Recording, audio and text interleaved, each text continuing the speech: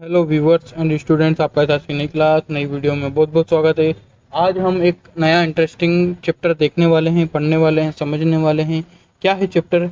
यह है कि आप जानते हैं पृथ्वी की उत्पत्ति किस तरह हुई है, किस तरह पृथ्वी का उत्पत्ति हुई है, किस तरह ओरिजिन ऑफ द अर्थ हुई है।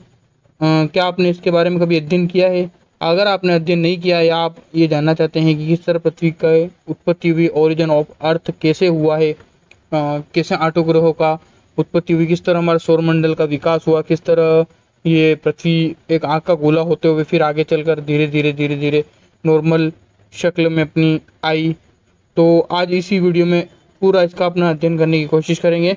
तो वीडियो शुरू करते हैं। क्या है चैप्टर? चैप्टर है पृथ्वी की उत्पत्ति और उससे संबंधित दो आपकी परिकल्पनाएं आपके सिलेबस के अंतर्गत है। पहली है कौन सी? आपकी पहली कल्पना है जेम्स जीन्स की ज्वारीय परिकल्पना। किसकी? जेम्स जीन्स की ज्वारीय परिकल्पना। उसको समझने से पहले आप थोड़ा परिचय समझ लें। देखिए क्या है। सौर मंडल में सूर्य के अलावा कितने ग्रह हैं? 8 ग्रह हैं। यानी कि हमारे सौर मंडल में कुल कितने ग्रह हैं? तो आंसर होगा 8 ग्रह। पहले 9 ग्रह थे, 9वां ग्रह को हटा दिया गया ग्रहों की श्रेणी में से, उसे बौने ग्रहों की श्रेणी में रख दिया गया। ठीक है ना। तो देखें आगे। सौर मंडल का आकार कैसा है? तश्तरी नुमा, कुछ इस प्रकार। इसको बोलते हैं तश्तरी। ठीक है ना। जो दोनों ओर से चौड़ी और एक ओर से सकरी हो उसे तश्तरी बोलते हैं। तो कैसा है हमारी सौरमंडल का आकार? तश्तरी नुमा। संपूर्ण सौरमंडल का व्यास कितना है? 733 करोड़ मील और 1173 करोड़ मील करोड़ किलोमीटर। अगर मील में देखेंगे तो 733 करोड़ मील, और अगर किलोमीटर में इसको देखोगे आप तो 1173 किलोमीटर इसका क्या है? सौर मंडल का व्यास है। हमारे सौर मंडल में क्या क्या आते हैं? सूर्य और ये 8 ग्रह, उल्का पिंड वगैरह, ये सभी इसके अंतर्गत आते हैं। आगे देखते हैं। पृथ्वी से सूर्य की दूरी कितनी है? 1,49,00,000। यानी कि हम बोल सकते हैं 15 करोड़। कितना है? 15 करोड़ लगभग सूर्य से। मान लीजिए कि ये सूर्य है, ठीक है ना, और ये हमारी क्या है? पृथ्वी। तो इससे इसकी दूरी लगभग कितनी है? तो 15 करोड़ किलोमीटर। ठीक है ना। ये चीज आपको याद रखनी है, समझनी है। ठीक है, आगे चलते हैं। अब देखें सूर्य आकार और संरचना के अनुसार ग्रह। देखो, आकार और संरचना के अनुसार ग्रहों की दो भागों में बांटा गया है कि आंतरिक ग्रह, दूसरा है बाह्य ग्रह। अब ग्रहों को समझने से पहले आपको कुछ चीजें समझनी होगी। सबसे पहले मैं बना देता हूं सूर्य। ये हो गया सूर्य। ठीक है ना। इसके बाद आपके ग्रहों को बना देते हैं अपन। बुध, शुक्र, पृथ्वी, मंगल, बृहस्पति, शनि, अरुण और ये वरुण। कितने ग्रह हो गए? 8 ग्रह। गिने 1 2 3 4 5 6 7 और ये 8। तो शनि, अरुण, वरुण और यम एक ग्रह था, यम, उसको ग्रहों की श्रेणी में से हटा करके बौने ग्रहों की श्रेणी में डाल दिया। ठीक है ना। तो इसमें आप देखेंगे कि जो हमारी पृथ्वी है वो कौन से नंबर पर आती है? तीसरे नंबर पर। और यहाँ से यहाँ की दूरी कितनी है? 15 करोड़ किलोमीटर। ठीक है ना। ये हमारा सूर्य है, ये क्या है? सूर्य। ठीक है ना। और ये क्या हो गई? पृथ्वी, अर्थ। ठीक है। सबसे बड़ा ग्रह कौन सा है? बृहस्पति। ये आप जानते हैं। सबसे नजदीक ग्रह कौन सा है? बुध। ठीक है ना। तो इसी तरह आप देखेंगे तो ये सभी मिलकर हमारे क्या बनाते हैं? सौर मंडल। सभी मिलकर क्या बनाते हैं? सौर मंडल। और इसके अंतर्गत अब आप देखेंगे कि मैं बताता हूं आपको एक चीज, कि जो ये वाला भाग है, देखें अंडरलाइन कर रहा हूं मैं रेड कलर से, जो ये वाला भाग है ये किसके अंतर्गत आता है? तो आपके आंतरिक ग्रह के अंतर्गत। और इसके अलावा जो इसके पीछे वाला भाग है, यानी कि यहां से ये यहां से लेकर के ये वाले ग्रह, यानी कि ये 4 और ये 4, तो ये 4 किसके अंतर्गत आते हैं? तो आपके बाह्य ग्रहों के अंतर्गत। जो ब्लैक वाला है यानी देखो बुध शुक्र पृथ्वी मंगल ये किसके अंतर्गत आते हैं, आंतरिक ग्रह, और बृहस्पति शनि अरुण और वरुण ये किसके अंतर्गत आते हैं, बाह्य ग्रहों की श्रेणी में आते हैं। ये चीज आपको याद रखनी है। आगे चलते हैं। सभी ग्रह पश्चिम से पूर्व दिशा में परिक्रमा करते हैं। जैसे ये सूर्य है, इसकी परिक्रमा कौन करते हैं, ये हमारे 8 ग्रह करते हैं। पृथ्वी भी उसकी परिक्रमा करती है, 365 दिन में पूरी करती है। लेकिन दो ऐसे ग्रह यानी कि शुक्र और अरुण, बुध शुक्र पृथ्वी मंगल बृहस्पति शनि अरुण और वरुण, जैसे आपने पढ़ा था, तो फर्स्ट का सेकंड और सेकंड लास्ट, ये दोनों ग्रह ऐसे हैं जो क्या करते हैं, पूर्व से पश्चिम दिशा में, पूर्व से पश्चिम दिशा में किसकी परिक्रमा करते हैं, सूर्य की परिक्रमा करते हैं। बाकी सभी ग्रह कहाँ से कहाँ परिक्रमा करते हैं, पश्चिम से पूर्व दिशा में। अगर पूछूं कि पृथ्वी किस दिशा में सूर्य की परिक्रमा करती है, तो आंसर होगा पश्चिम से पूर्व दिशा में।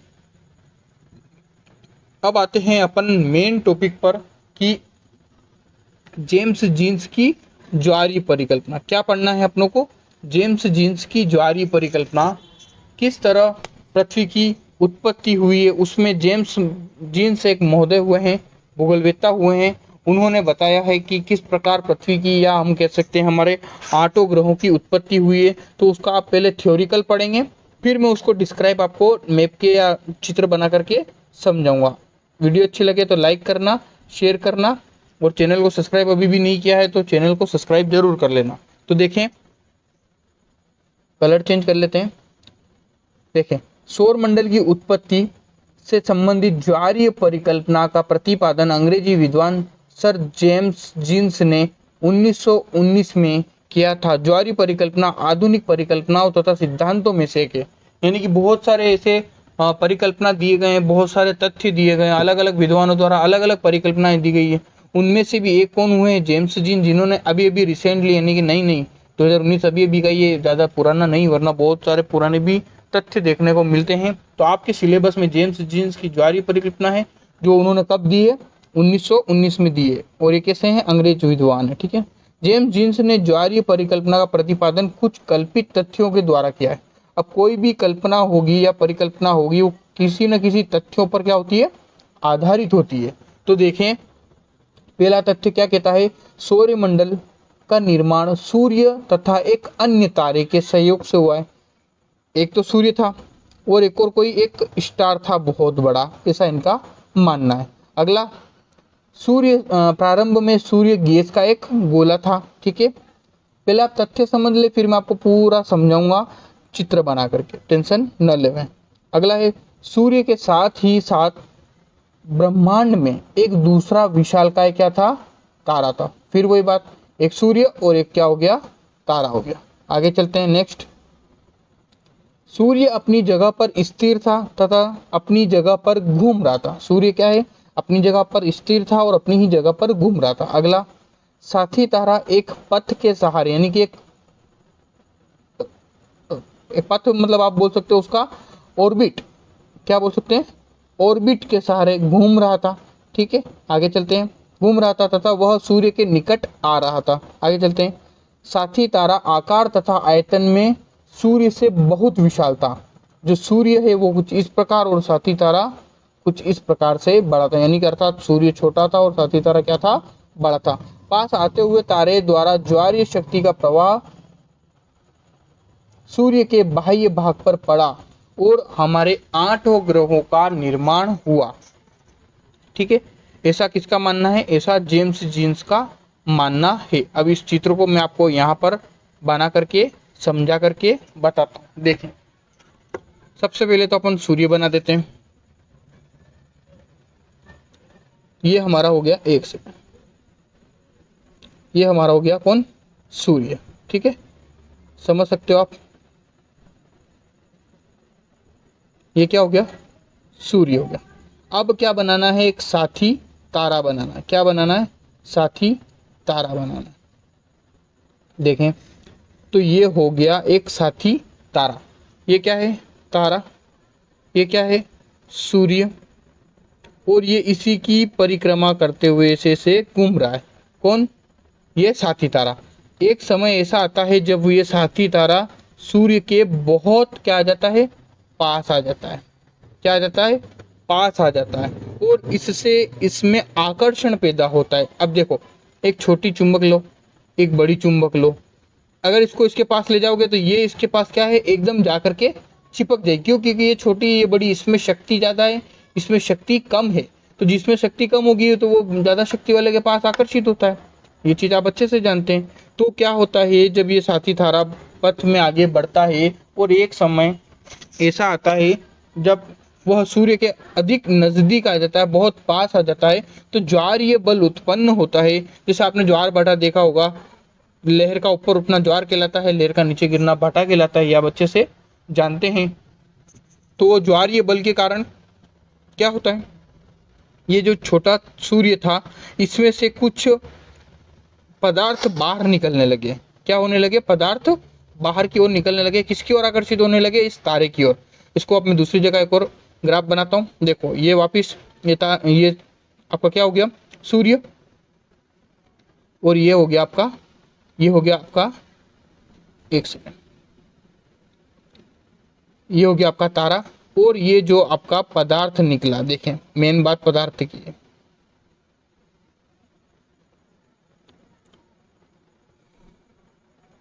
अब ये पदार्थ किस में से निकला है, सूर्य में से निकला। क्यों निकला, इस साथी तारे की वजह से, आकर्षण शक्ति के कारण। आकर्षण शक्ति के कारण इसने इसकी ओर खिंचाव किया, तो क्या बाहर आ गया, ये पदार्थ किस में से आया, सूर्य में से। ठीक है ना, ये पदार्थ बाहर आ गया। अब इस पदार्थ को मैं अलग बना के बताता हूं आपको। देखो कुछ इस आकृति का ये पदार्थ बाहर आ गया, जिसकी आकृति कैसी है, सिगार के अनुसार। सिगार होता है, सिगार देखा होगा आपने, पुराने जमाने में लोग पिया करते थे। पीना अच्छी बात नहीं है, पर सिलेबस के अकॉर्डिंग इसलिए बताना पड़ेगा मुझे भी। तो यही सिगार के आकृति का एक फिलामेंट क्या है बाहर, फिलामेंट। इसका नाम क्या दिया है, किसने, जेम्स जीन्स ने। इस पदार्थ जो कि बाहर निकला उसका नाम क्या दिया, फिलामेंट दिया। और इसकी आकृति कैसी थी, सिगार के अनुसार या सिगार के जैसी। अब मैं आपको वापिस ये सिगार की आकृति बना के बताता हूँ। ये हो गई सिगार की आकृति। अब आप देखो इसमें बृहस्पति बीच में आ जाएगा, शनि, अरुण, वरुण, बुध, शुक्र, पृथ्वी, मंगल। जब आप इसका एनालिसिस करोगे तो आपको लगेगा कि हाँ, यही इस फिलामेंट से ही निकले हुए हमारे आठों के आठों या 9 के 9 ग्रह है। तो देखो इसको इस भाग से बांट दो, इसको यहाँ से बांट दो, इसको यहाँ से बांट दो, यहाँ से बांट दो, यहाँ से बांट दो, यहाँ से बांट दो, यहाँ से बांट दो और यहाँ से बांट दो। इन सभी को अगर आप मिला दें, इन आठों ग्रहों को, तो एक सिगार की आकृति बनेगी या नहीं बनेगी? तो आप बोलोगे सर हाँ जरूर बनेगी। इसलिए इस सिद्धांत को सर्वमान्य माना गया है। किसका? जेम्स जीन्स का ज्वारीय परिकल्पना का सिद्धांत, जिसने अगर एक मैंने बोर्ड पर भी समझाने की पूरी कोशिश की। बोर्ड वाली भी वीडियो प्लेलिस्ट में अवेलेबल है, लिंक में डिस्क्रिप्शन में भी दे दूंगा या फिर आई बटन पर आपको उसकी लिंक मिल जाएगी। तो आप समझ गए। सीधी सी भाषा में मैं वापस बता देता हूँ। एक सूर्य है, एक साथी तारा है, इसके पास माया एक फिलामेंट आकृति बाहर निकली और उसी फिलामेंट का बाद में विघटन होता गया और हमारे 8 ग्रहों का निर्माण हो गया। ऐसा किसका मानना है? जेम्स जीन्स का मानना है। समझ आ गया होगा। चलो आगे चलते हैं। ये सभी पॉइंट उसी पर आधारित है। अब क्या है कि ग्रहों का क्रम का तथा आकार कैसा था? तो देखें, सूर्य से निसृत ज्वारीय फिलामेंट, देखो मैंने बता दिया आपको फिलामेंट क्या है। तो जो आकृति, जो सिगार की आकृति का पदार्थ बाहर निकला था सूर्य से, वही क्या कहलाता है? फिलामेंट। फिलामेंट बीच में चौड़ा तथा किनार उसकी तरफ से क्या था? पतला था। इस प्रकार जब फिलामेंट के टूटने से ग्रहों का निर्माण हुआ तो बड़े ग्रह बीच में रहे और छोटे ग्रह कहाँ चले गए? दोनों किनारों पर। ग्रहों का यह क्रम वर्तमान सौर्य मंडल के वर्तमान स्वरूप को पूर्णतया संपन्न होता है या पूर्णतः उसी की तरह दिखता है। अर्थात बीच में ग्रह बड़े हैं और साइड में ग्रह कैसे हैं? बोने या छोटे हैं। अगला है ग्रहों का क्रम। इस परिकल्पना के अनुसार ग्रहों के उपग्रहों का निर्माण ग्रहों से निकले हुए ज्वारीय पदार्थ के से ग्रहों की रचना हुई है। यानी कि जिस तरह हमने बोला कि सूर्य से किसकी रचना हुई है? ग्रहों की। और इन ग्रहों से किसकी रचना हुई है? उपग्रहों की रचना हुई है। अगला चले, इस प्रकार यह सिद्ध हो जाता है कि ग्रहों तथा उपग्रहों की रचना एक ही प्रणाली के द्वारा हुई है। ठीक है ना, यानी कि जो हमारा मून है, हमारा चंद्रमा है, वो भी किससे निकला है? पृथ्वी से ही निकला है। और पृथ्वी किससे निकली है? तो सूर्य से निकली है, ऐसा माना जाता है। अगला है उपग्रह की संरचना एवं आकार। इस ज्वारीय परिकल्पना के अनुसार बड़े ग्रह ब्रह्मांड में अधिक समय तक गैस के रूप में रहे, क्योंकि आकार में विशालता के कारण उनके शीतल होने से अधिक समय लगा। अब कोई बड़ा आकार का ग्रह है, उसके शीतल यानी ठंडा होने में तो वक्त लगेगा ही लगेगा। इस कारण बड़े ग्रहों के उपग्रह की संख्या अधिक है और छोटे ग्रहों के उपग्रहों की संख्या कम है। जैसे कि अगर मैं पृथ्वी का उपग्रह पूछूं तो क्या बोलोगे आप? मून ही बोलोगे। कितने उपग्रह हैं? तो एक। ऐसे ही बृहस्पति के 63 उपग्रह हैं, और बृहस्पति क्या है? हमारा सौर मंडल का सबसे बड़ा ग्रह है। ठीक है ना। अगला है आपका ग्रहों का परिभ्रमण कक्ष, यानी कि घूमने का ऑर्बिट कैसी है? तो देखें, इस परिकल्पना के अनुसार ग्रहों के परिभ्रमण कक्ष तथा ग्रह पथ को सूर्य के कक्ष से मेल नहीं खाना चाहिए, बल्कि ग्रह कक्षा को सूर्य कक्षा से एक निश्चित कोण पर झुका होना चाहिए, क्योंकि सूर्य की आकर्षण शक्ति से ग्रह झुक जाता है। यह तथ्य भी वर्तमान ग्रहों के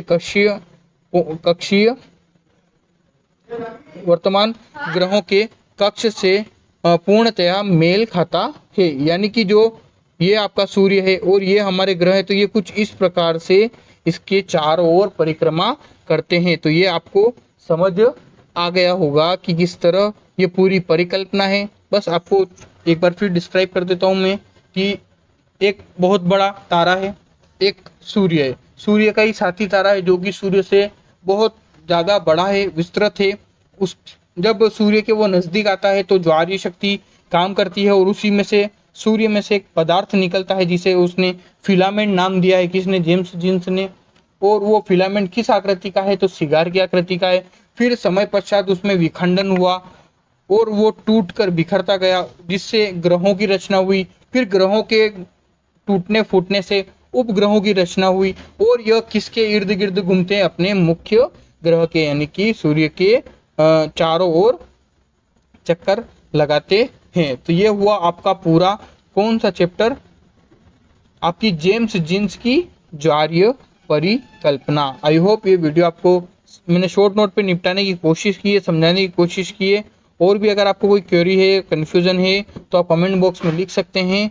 और आज के लिए इतना ही, मिलते हैं नेक्स्ट वीडियो में। Thanks for watching.